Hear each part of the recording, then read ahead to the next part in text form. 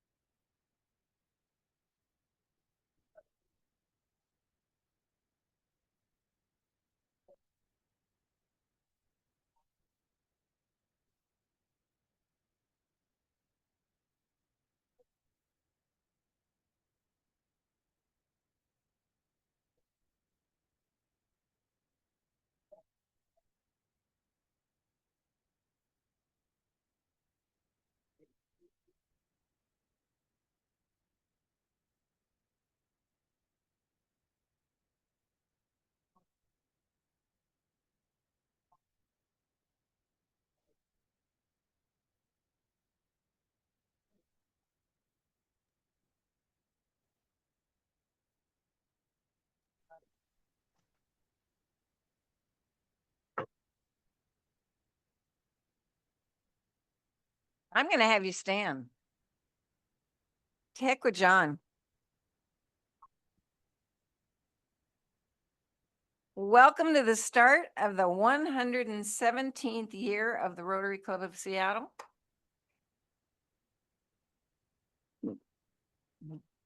My name is Jan Levy, and I'm very pleased to serve as your president for the next year. Oh, stop. I got to get through this whole script, and I only have so much time, you know.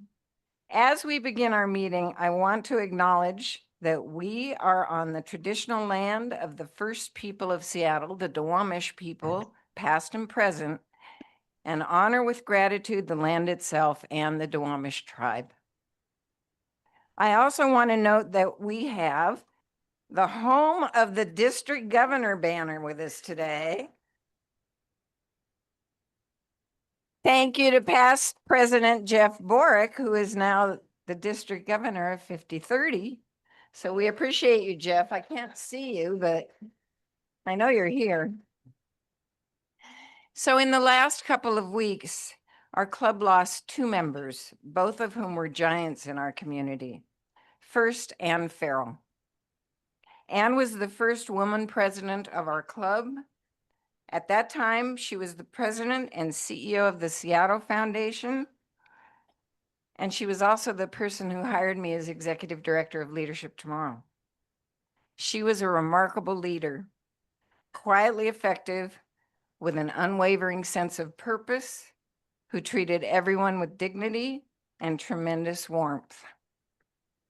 We also lost former member, Dr. Charles Mitchell, who was a member of our club for almost 20 years. Charles was the former chancellor of the Seattle Community Colleges District. He was also a Leadership Tomorrow graduate. He was also a member of my Leadership Tomorrow board for many years. And I remember him as a servant leader whose lifelong commitment to equity and opportunity transformed our region's higher education landscape. So please join me in a moment of silence as we honor these 2 great leaders.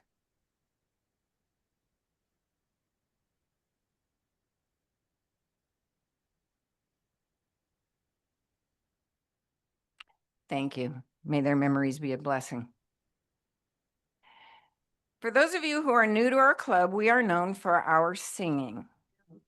Some of you may think it's weird, but I have learned that singing together out loud actually brings people present and into the room. Today's song will be led by Linda Ruff, accompanied by Jevin Powell. Following the music, Rabbi Danny Weiner will give us today's inspiration.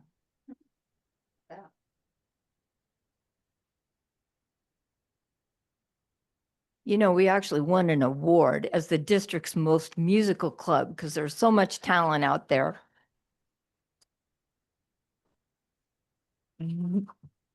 Like Jan said, we open our meetings with a song, and President Jan also said, tell them why.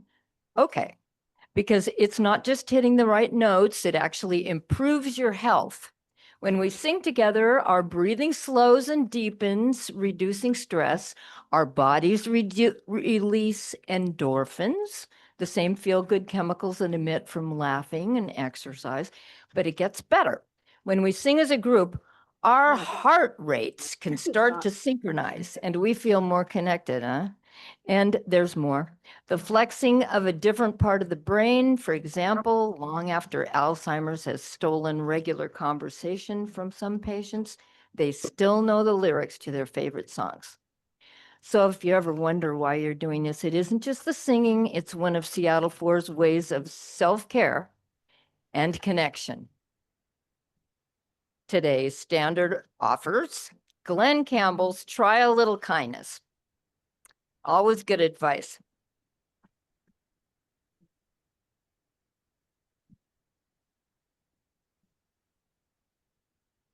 And when do I come in?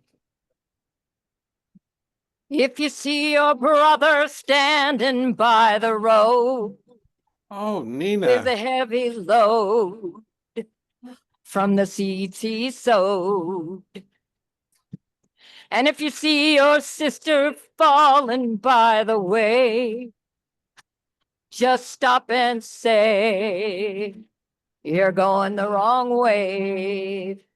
You got to try a little kindness, show a little kindness, shine your light for everyone to see. And if you try a little kindness, then you'll overlook the blindness of narrow-minded people who don't know Rotary. We just threw that one in. Oh, sorry. Don't walk around now down and out. Lend a helping hand instead of doubt. And the kindness that you show every day will help someone along their way. You've got to try a little kindness, show a little kindness, shine your light for everyone to see. And if you try a little kindness, then you'll overlook the blindness of narrow-minded people who don't know Rotary.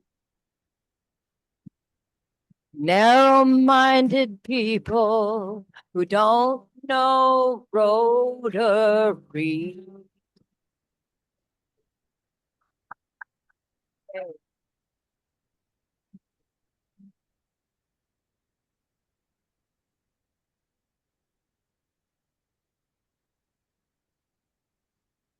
As we celebrate the start of a new year of Rotary and the tenure of our new president, Jan Levy, it is right and fitting that we focus on an unexpected but essential quality of leadership: humility.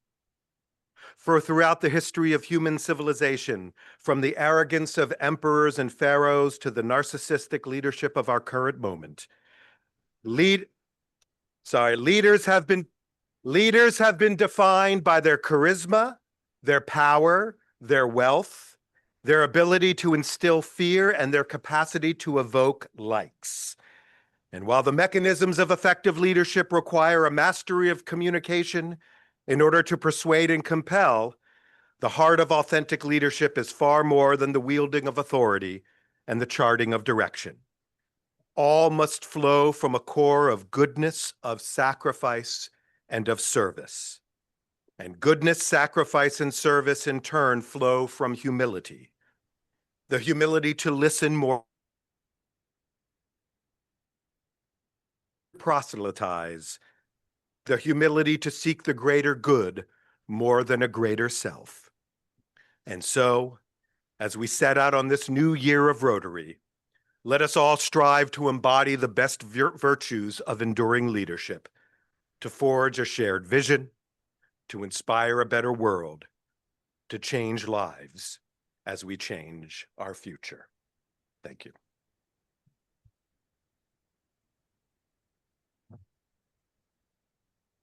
Please be seated. I want to thank Linda and Jevin for the music and Rabbi Wiener for your words of inspiration. I also want to thank Sue McNabb and Allison, Weeble. It's not Weeble, it's Webble, right? Wherever you are, for greeting us today. And I also want to thank Paul Casey for our meeting reporting. We have several visiting guests today and visiting Rotarians. Will you all, I believe their names are going to be on the screen now. Will those of you who are visitors and guests today, please stand and be recognized and welcomed by all of us.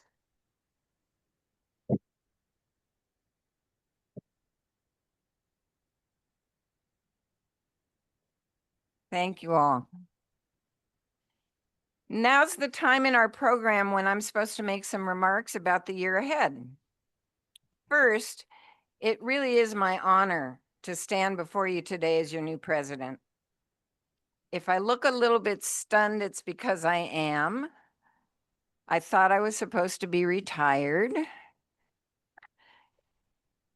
Before we talk about what lies ahead, though, I want to just take a moment to reflect on what brought me here. This is a photo of my father and 2 Seattle 4 Rotarians taken at the opening session of the First District Rotary International Convention at the Fifth Avenue Theater here in Seattle in 1917. 1917. The kid. My grandfather was a lifelong member of Seattle 4, and he was also the founder of the Cub Scouts. It seemed that my dad was too young to be a Boy Scout and needed something to do. So here's my dad in his Cub Scout uniform at the convention to give a talk about peace. Grandfather and my dad's whole wolf pack were in the audience. Who knew just how much this club would become such a big part of my life way back then? I have been fortunate to have many mentors from this club. People who took the time to encourage, guide, and challenge me. Bill Center, Neil McReynolds, Ann Farrell, Laura Rearman, and many others. They all helped raise me as a leader and as a better Rotarian. And speaking of mentors, I received an incredible send-off on Monday night from our past women presidents. I'm not going to tell you any secrets about what happened there, but let's just say we had a lot of fun. Their wisdom and their humor and their unmistakable encouragement are carrying me through this first meeting, and I'm really grateful for their support. And if that weren't enough synchronicity, Herb Bridge, another mentor, and past President John's father, was actually my Sunday school teacher at Rabbi Wiener's synagogue, along with Skip Calkins, another past president. Rotary is truly a full circle community. So I have big shoes to fill, and it's an awesome legacy to build on. It's a bit terrifying, and it's a huge responsibility, but I'm taking it on with humility, with gratitude, and actually with great excitement. Looking ahead, my theme for the year is Rotarians help build healthy communities. I chose this theme because I believe it. And after attending the Rotary International Convention in Calgary with over 15,000 people, an introvert's nightmare, from 140 countries, I believe it even more. Rotarians are making the world better, from peace building to eradicating polio, from clean water projects to fighting disease, to fighting human trafficking.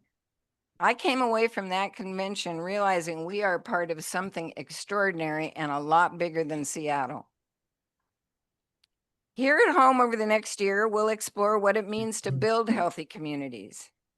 You should have received an email from me describing our year ahead and defining the monthly themes that we're going to be exploring starting today with leadership, then moving through civic engagement, economic vitality, basic needs, education, health and wellness, the arts, and the other elements of a healthy community.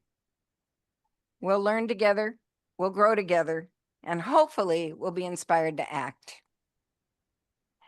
We're also continuing the implementation of the future vision, and we're listening to you.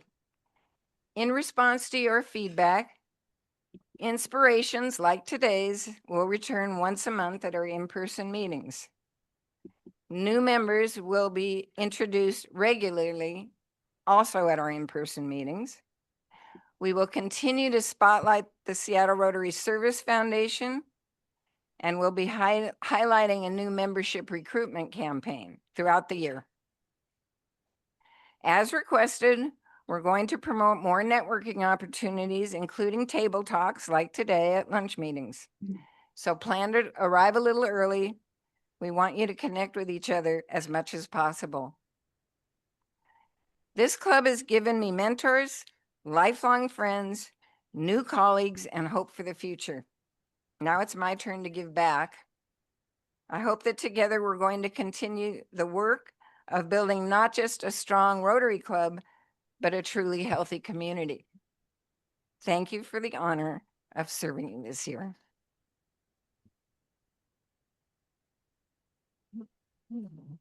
And now I'd like to bring Tiffany Lewis up to introduce our speaker today.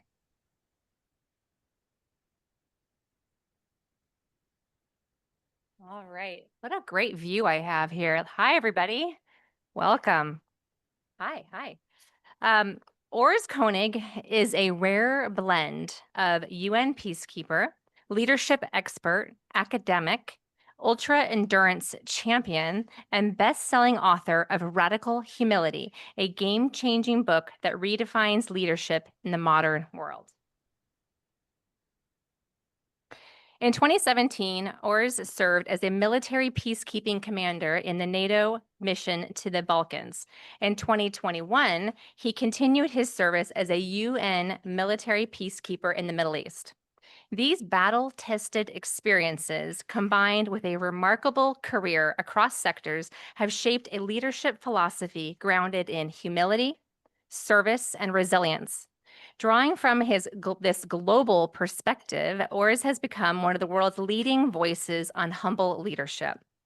Today, as a keynote speaker, executive coach, and best-selling author, he has helped hundreds of leaders and dozens of executive teams across 4 continents unlock new levels of performance, purpose, and impact. Throughout his career, Ors has also served as a widely published professor at several universities in Switzerland, the US, and Australia. Currently, Ors is driven by a mission to help leaders embrace radical humility to foster deeper engagement, stronger commitment, and higher performance within their teams. On a personal note, Ors was a championship skier in Switzerland and, as an ultra-endurance cross-country athlete, has set multiple records in races across the globe. Today, he remains a passionate ski mountaineering racer and a devoted father to 2 teenage boys who make commanding soldiers look easy. Please welcome my friend, Ors Koenig.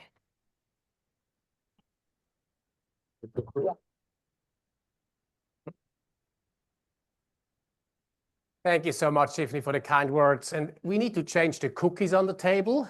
We need to have Tiffany's cookies, right? Because our world is changing so dramatically, the leadership tools and methods that got us here won't get us to where we need to go. And today, I'm going to demonstrate to you exactly how we can lead to win into the future as Rotarians. I call it leading with radical humility. And I'm going to do it all in my South Texas accent, which of course I don't have. I'm Swiss and I have a Swiss German accent. And that accent might require a little bit of extra effort on your part. But I hope it'll make our time together even more enjoyable. Leading with radical humility is a new modern kind of leadership that puts self-awareness, engagement, belonging, a growth mindset, and psychological safety at the forefront of everything we do, all while delivering stellar business results. A new kind of leadership that's tough on results and tender on people. I'm so excited about the power of leading with radical humility because, as Tiffany so kindly mentioned, over the last 35 years, I had the privilege to lead teams in the uber-competitive world of ultra-endurance competition to numerous wins and records. Multi-day adventure races, bike races ranging in length from 500 to 3,000 miles. I've led teams in business, academia, and in complex peacekeeping operations in the Balkans, in the Middle East, and in Africa. And I might have one more last mission in me next year. But you know what was actually my biggest leadership challenge? I also served as the president of my boys' school parent-teacher association. You know, reining all those parents who are convinced the world really was created to evolve around their little darling kids. And because we're in Seattle, many of you know the school. It's the Bush School. And I'm sure we have some alumni. Can raise of hands. I know Tiffany's on. So, the presidency of the PTA, or as they call it, the Family Association at the Bush School, that's a leadership challenge, if there ever was one, requiring plenty of radical humility. But in all seriousness, I'm telling you a little bit about my background to let you know that I've seen firsthand what happens when we let go of outdated, top-down, command control, arrogant, heroic leadership and embrace leading with radical humility. The three pillars of humble leadership are pillar number one, failing successfully. Having the humility to see mistakes and failures as an opportunity for learning and growing versus something to be ashamed of or worse, sweep under the carpet. Pillar number two, tough on results, tender on people, the ultimate yin-yang of humble leadership. Building meaningful and collaborative relationships with my team members while at the same time holding them to the highest standards. And lastly, championing a fearless and psychologically safe culture, making it safe for everybody on my team to speak up with questions, concerns, crazy ideas, without fear of being shamed or worse, risking their job. Despite of what's going on in the world politically right now, in my research of the last 10 years, I've consistently found that leaders who embrace leading with radical humility operate at the highest level. Business, government, military, even professional sports. So let's do one quick preview. What do you think the best sports teams across all of time and all of sports have in common? Actually, it's a warm-up exercise. Give me a nice raise of hands. Who desperately needs to learn something today? Who sits next to somebody who desperately needs to learn something today? All right, very good. Okay, best sports teams, anybody? What do they have in common? Just yell it out. Teamwork, coach, selflessness, humility to listen. As it turns out, some of these things. But according to very thorough research by Sam Walker in his outstanding book, The Captain's Class, the dominance of the 17 best sports teams across all of time and all of sports corresponds with the arrival and departure of one particular player. And that player was, or would eventually become, the captain. Sports teams you see across a variety of sports in a time frame. And no, it's not Kobe's Lakers, LeBron's Cavaliers, or Wayne Gretzky's Canada. So the dominance of the 17 best sports teams across all of time and all of sports corresponds with the arrival and departure of the captain.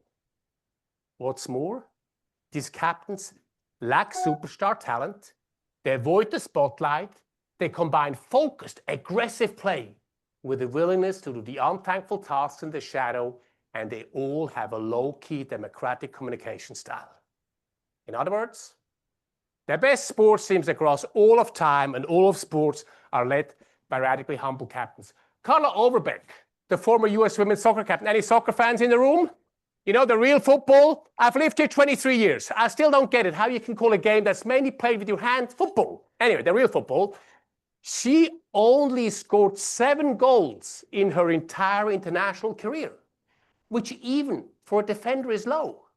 She would humbly always look for ways to pass the ball, even if she could score herself. On and off the field, Overbeck displayed great humility, often schlepping her teammates back to their hotel room after an especially grueling international flight. I'm the captain, she says, but I'm no better than anybody else.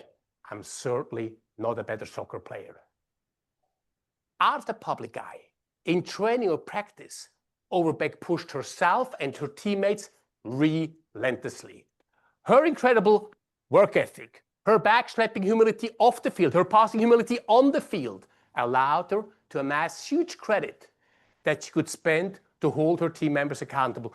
Her being tender on people gave her license to be tough on results.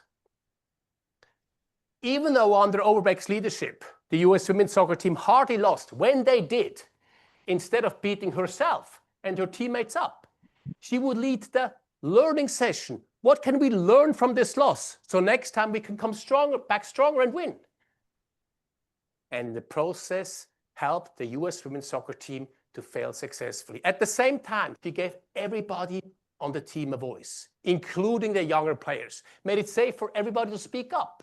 Questions, concerns, crazy ideas. And in the process, championed a fearless culture.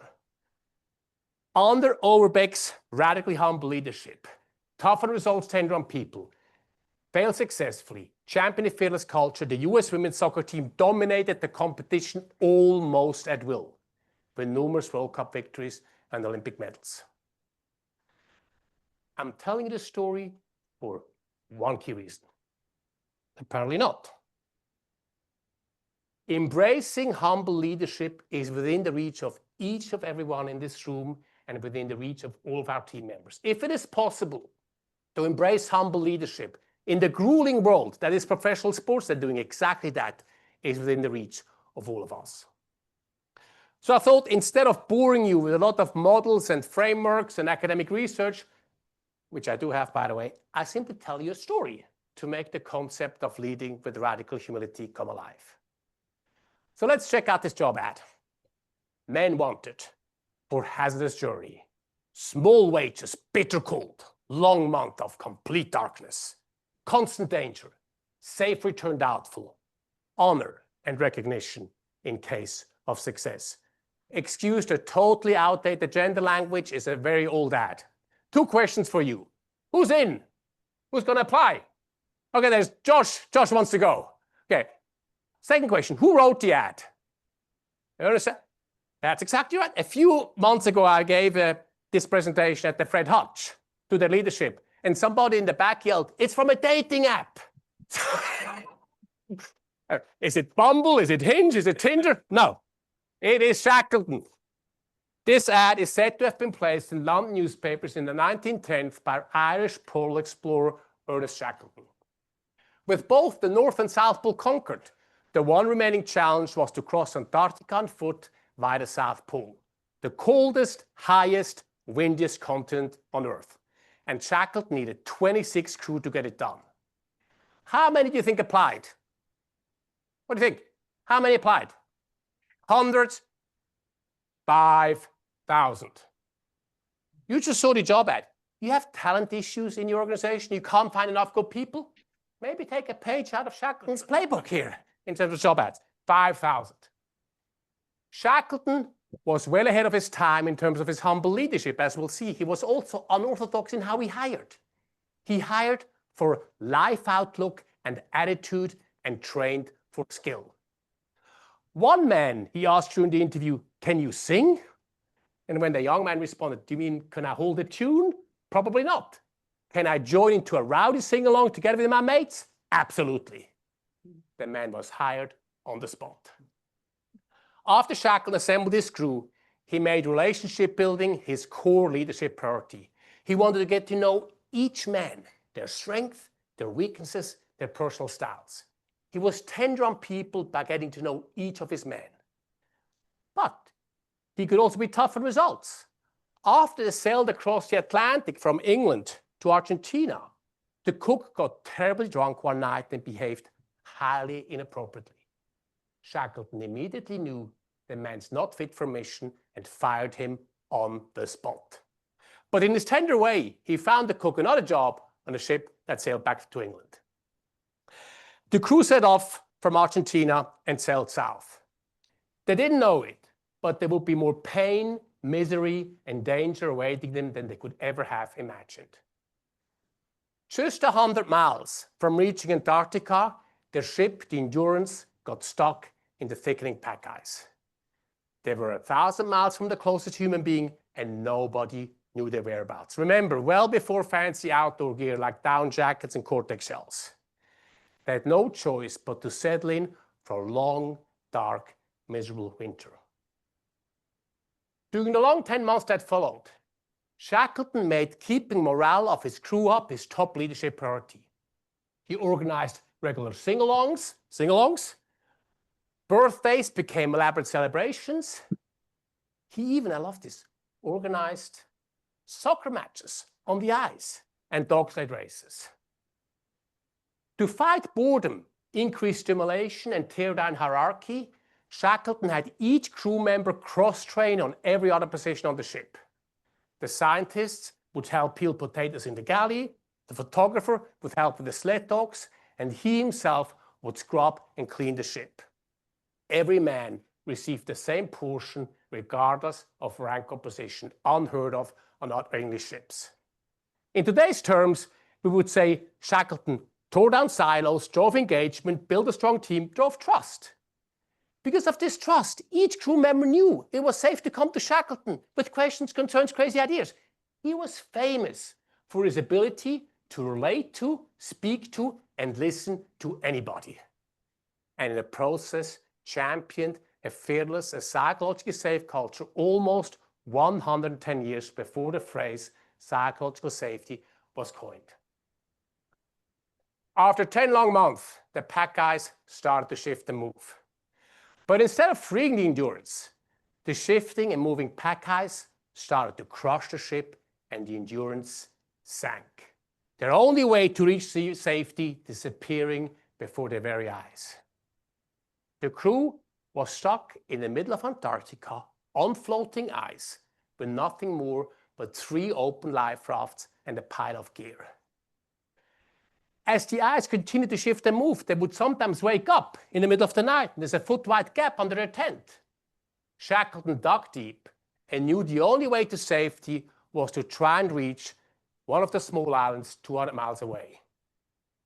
During the 16 miserable long days and nights at sea, Shackleton changed destination 4 times because of changing weather conditions. When conditions changed, Shackleton had the humility to say, I screwed that up, and swiftly change course.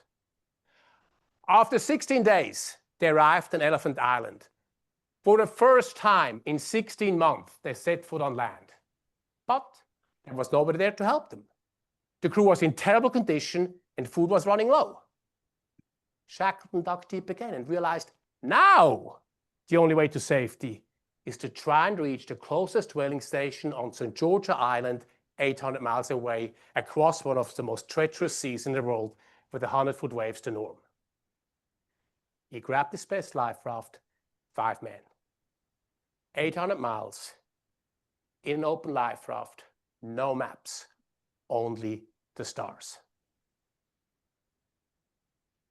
Miraculously, after 3 long weeks, they made it. We live in Seattle. Give me a raise of hands. Any boaters or sailors in the room? People who enjoy. I'm speaking specifically to you. Of course, everybody else as well.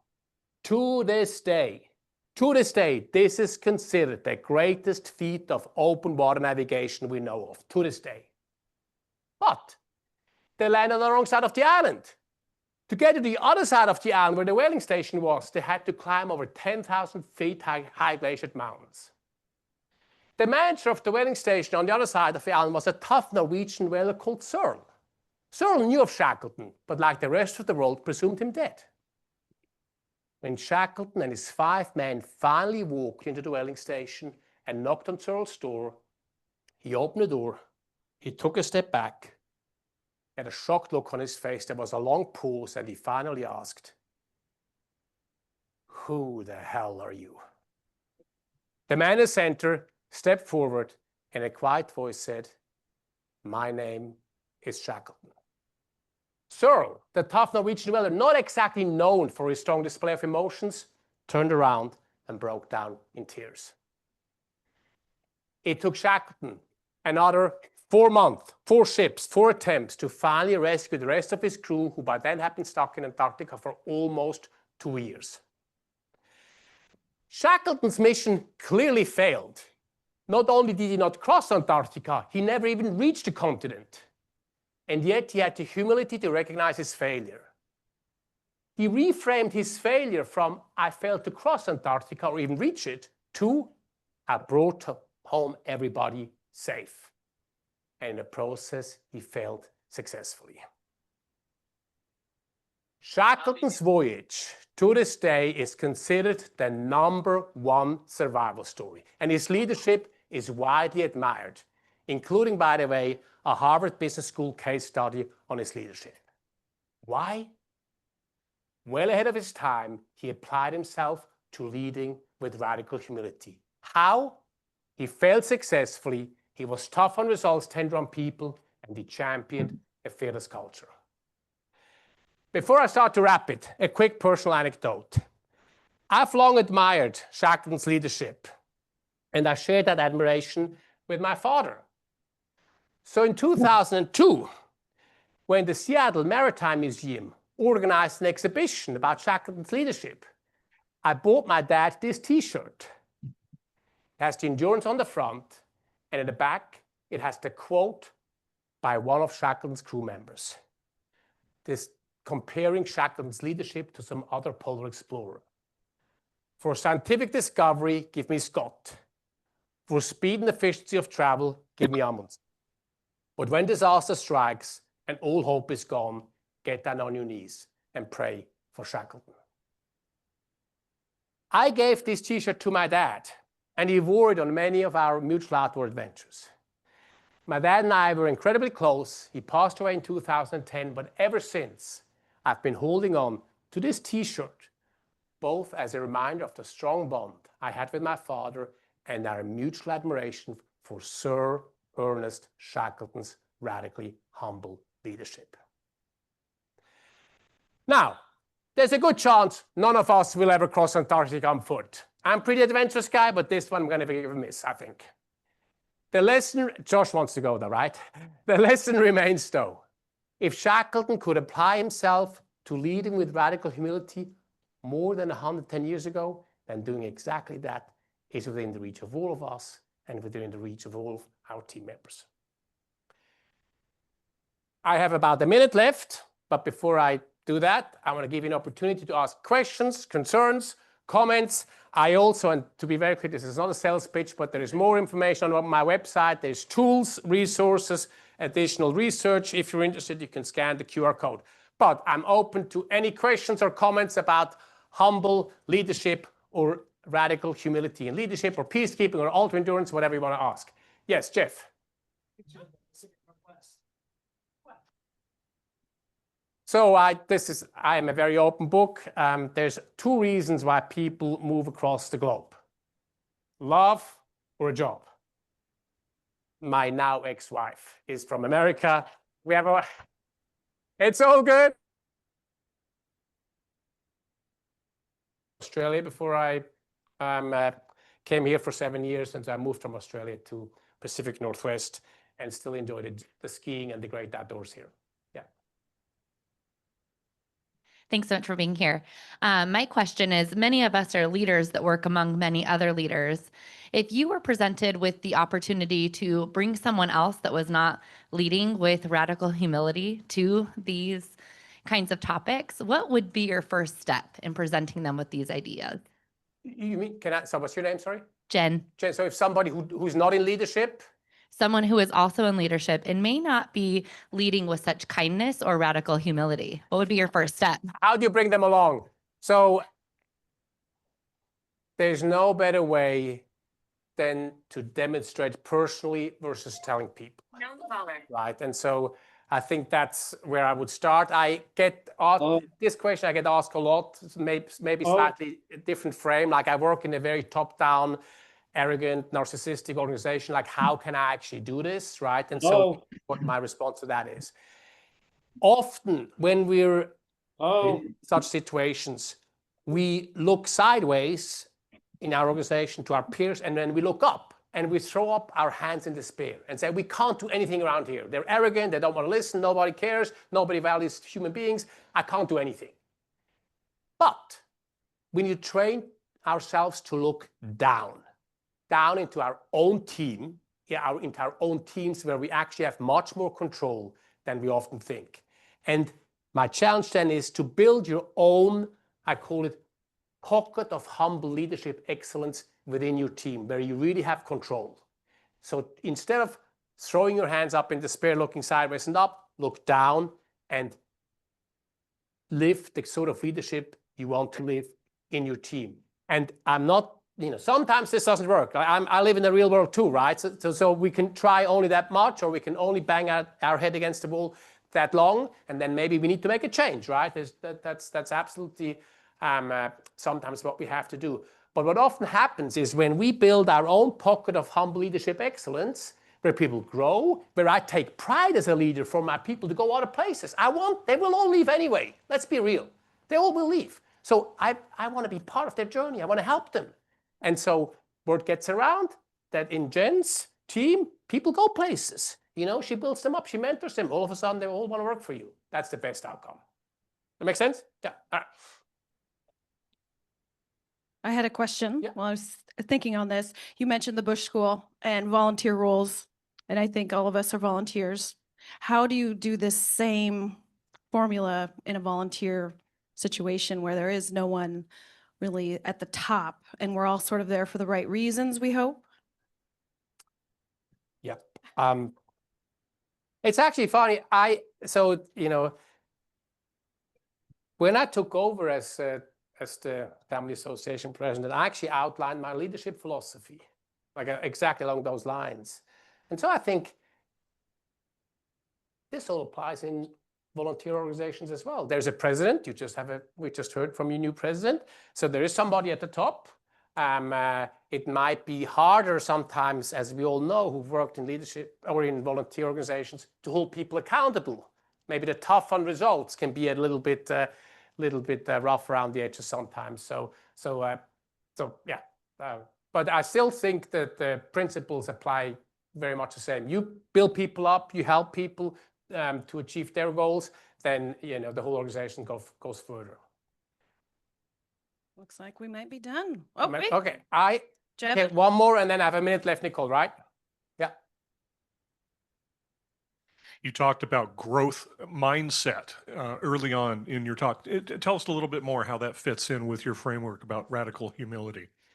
So growth mindset, for those of you familiar or not familiar, so the fixed mindset basically states that I have a finite ability to grow and learn, and if I have a fixed mindset, what I mainly want to do is protect my ego, protect my image. I don't want to take any risks because I might fail, and if I fail, then people might think that I'm not perfect. So that's sort of the fixed mindset, and the growth mindset is really seeing, and this is how it fits in, seeing mistakes and failures as an opportunity for learning and growing and getting better.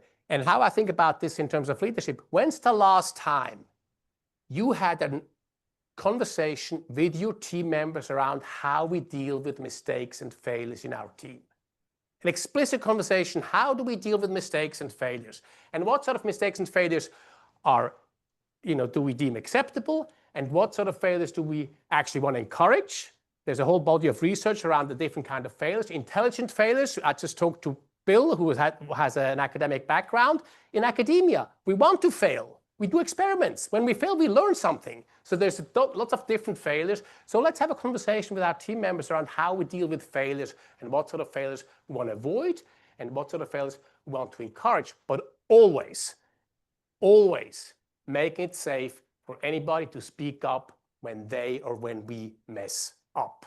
Always. So let me end with this, which I believe with all my heart. The future of leadership in our communities, as Rotarians, in business, the military, peacekeepers, professional sports, is leading with radical humility. And it starts with all of us right here in this room. It's about the commitment we make, the sort of leader we want to be, the sort of team we want to build, the sort of organization we want to grow, and yes, last but not least, the sort of world we want to live in. So here's my invitation, my challenge to all of us. While these 3 pillars fail successfully, tough on results, tender on people, champion a fearless culture are still fresh in our minds, let's try to commit to one action ever so small. So we do one thing differently because of the 20 minutes we spent together. It might simply be having that conversation around how we deal with mistakes and failures in our team. It might be giving that tough feedback I've avoided at home with my teenage kids or at work. Tough on results, giving that tough feedback, or praising that team member that does an outstanding job and praising them publicly. Thank you very much. Tender on people. One thing ever so small. If you can do that, if I can do that, if we can all do that together, then I'm convinced our finest days as radically humble Rotarian leaders are still ahead of us. Thank you so much for having me. Thanks for all the great work you're doing.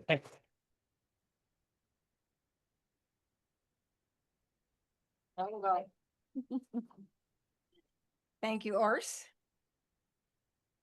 To thank you for your presentation, we have made a gift in your honor of 600 servings of healthy produce to those in need from Harvest Against Hunger. So that's Thank you. great. Thank you for joining us. Thank you. I'm a hugger too.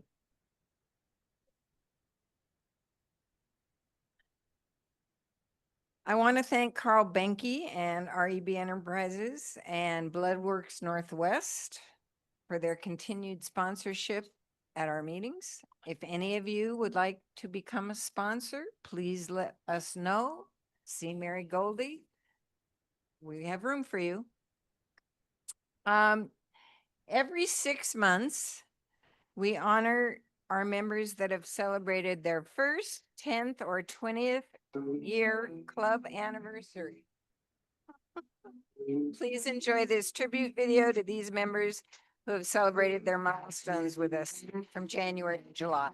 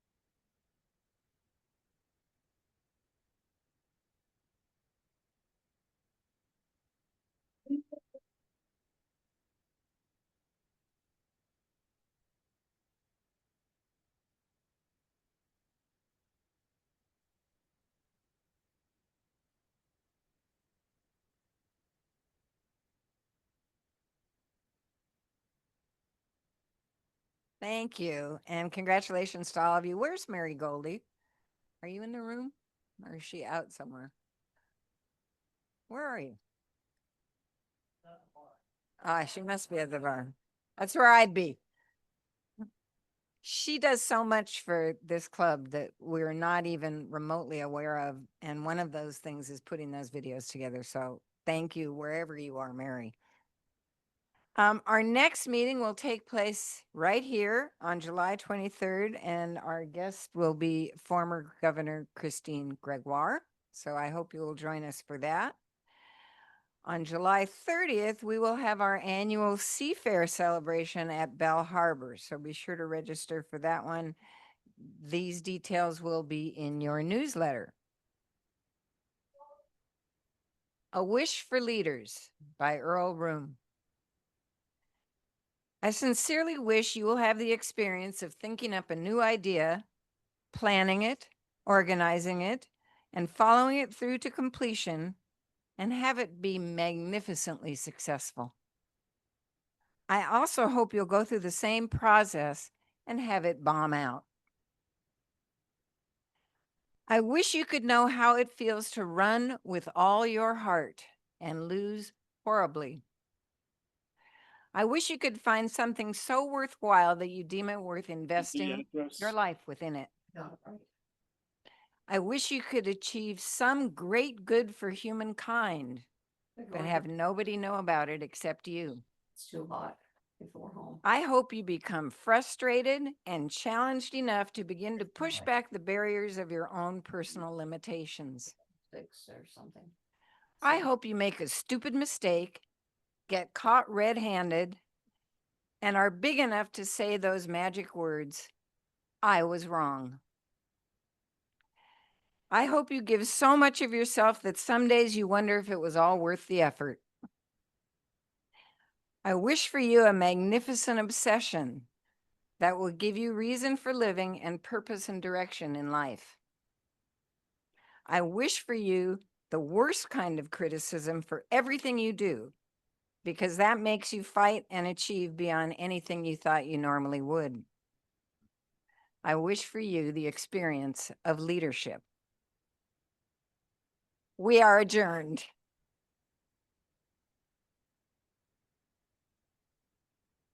Let's go.